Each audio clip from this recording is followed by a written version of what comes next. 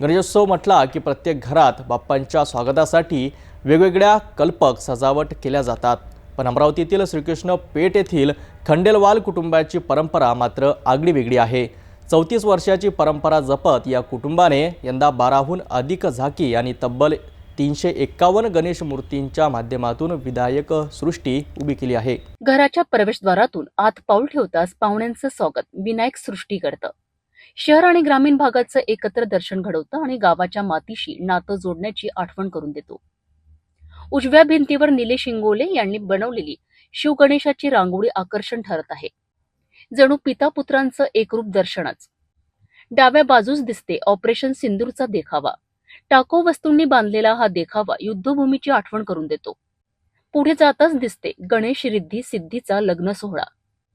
गाव गाड्यांपासून ते आधुनिक वाहनांवर स्वार झालेल्या मूर्ती बघणाऱ्यांच्या डोळ्यात आनंद भरतात। पहिल्या मजल्यावर विद्याविनायकाचं दर्शन होतं। विद्यार्थी जीवनातील अभ्यासू बाप्पा यामध्ये साकारले आहेत। पायऱ्यांवर स्वागत करताना दिसतात मूषक राज। विविध वाद्य गाजवत बाप्पांचं आगमन करतात।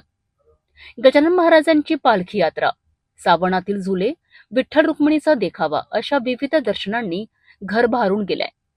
या वर्षीची खासियत म्हणजे 351 गणेश मूर्ती बालपणापासून प्रौढत्वापर्यंतच्या बाप्पांच्या प्रत्येक रूपाचं दर्शन। खंडेलवाल कुटुंब गेली 34 वर्ष ही परंपरा जपते आणि आता तिसरी पिढीही यात सामील झाली आहे। सकाळी 6 ते रात्री 11 पर्यंत दर्शनासाठी हे घर सर्वांसाठी खुले ठेवण्यात आलं आहे। मैं आर्किटेक्ट मेघना राजेश खंडेलवाल हूँ।